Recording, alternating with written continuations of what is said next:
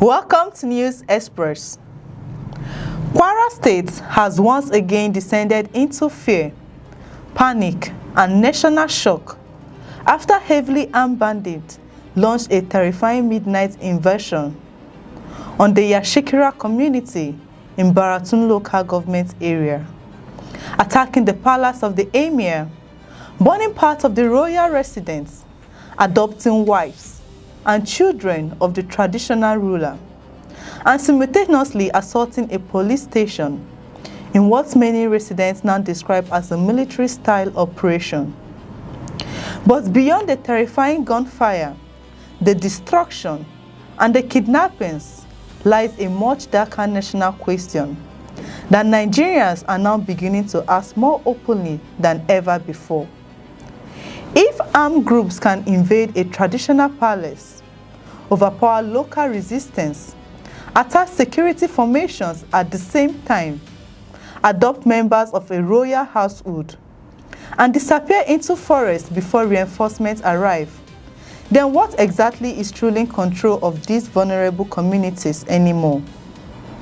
The horrifying attack reportedly unfolded during the deep hours of the night, while most residents were asleep inside their homes.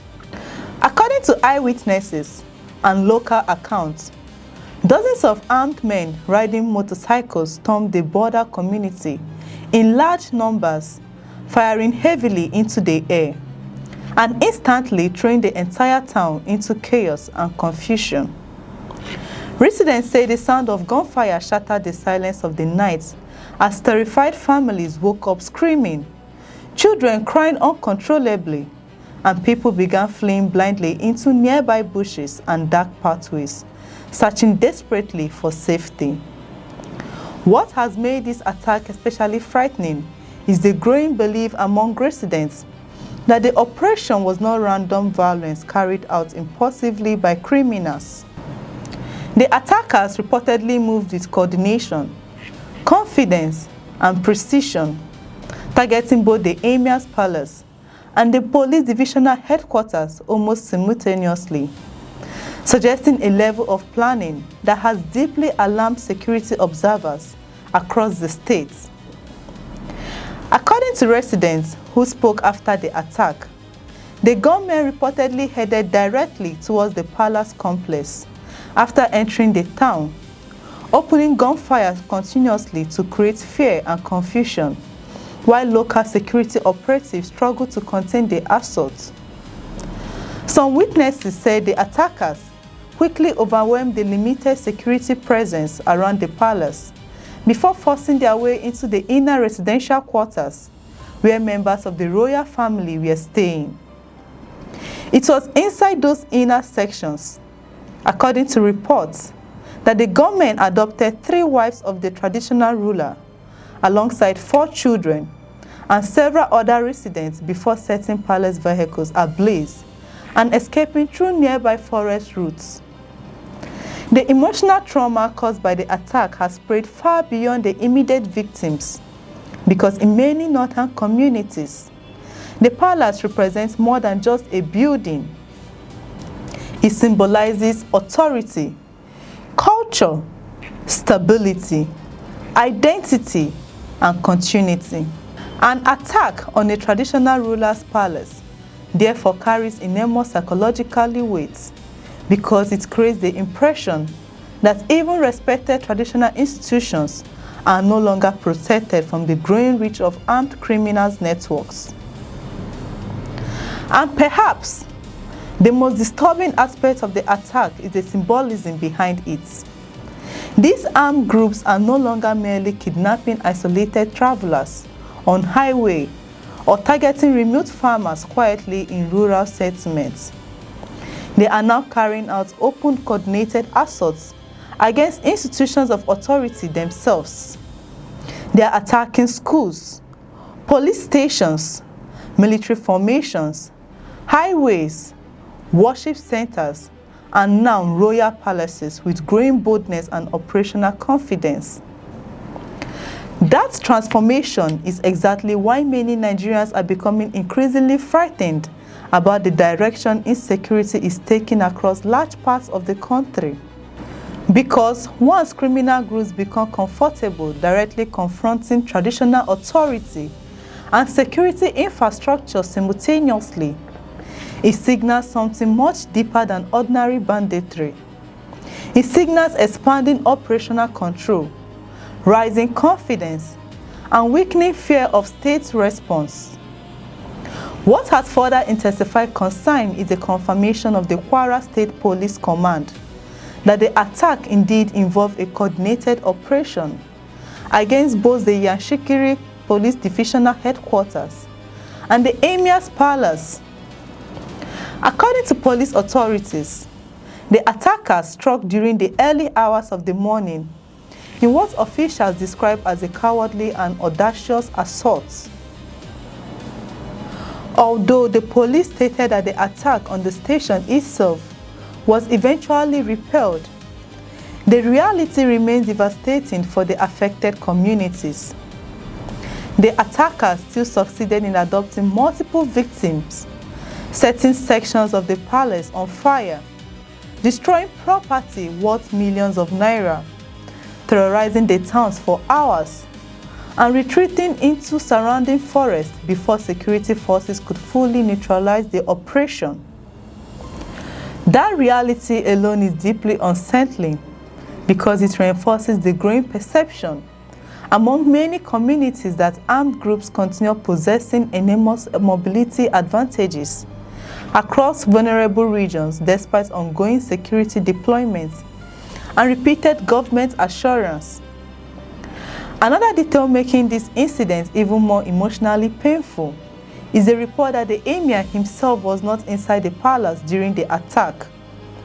That revelation has triggered intense speculation within the community regarding whether the attackers specifically targeted the monarch's household, knowing the ruler was absent, or whether the operation was opportunistic in nature. Regardless of the exact motive, the attack has left behind deep fear and emotional devastation. Families are reportedly struggling psychologically after witnessing gunmen invade what many believe should have been one of the safest and most protected locations in the community. Some residents who escaped describe scenes of total panic as people ran in different directions under heavy gunfire, while others reportedly sustained injuries while trying to flee through rough terrain in darkness. But perhaps the most explosive dimension of this crisis is what it reveals about the worsening insecurity spreading across Kwara North in recent months. For many years, Kwara was viewed by some Nigerians as relatively calmer compared to regions more commonly associated with insurgency and large-scale bandit attack. That perception is now collapsing rapidly. In recent months, communities across Kaima, Barotin, Patigi local government areas have experienced a disturbing escalation in violent attacks involving kidnappings, massacres, highway ambushes, raids on villages, attacks on security formations, and now direct assaults against traditional institutions. Armed groups appears to be more exploiting forest corridors, linking Kwara with neighboring states, creating mobility routes that allow them to strike vulnerable communities and disappear quickly into difficult terrain before security operations can fully respond. The attack also comes shortly after another horrifying incident involving worshippers in Kwara, where armed men attacked a vigil gathering near Ikeren Opin, leading to deaths and mass adoptions. Following that tragedy, local authorities reportedly moved to suspend vigil gatherings indefinitely in isolated communities and advised religious organizations to relocate activities into safer populated areas. Think carefully about how serious that situation has become. Communities are now restructuring religious practices around fear of armed attacks. Worshippers are being warned against overnight gatherings because of insecurity. Churches and mosques located in isolated environments are being told to shorten activities because authorities fear criminals may strike again. That is not normal social adjustments. That is a society gradually reorganizing daily life around the constant possibility of violence. And this is where the national conversation becomes even more uncomfortable.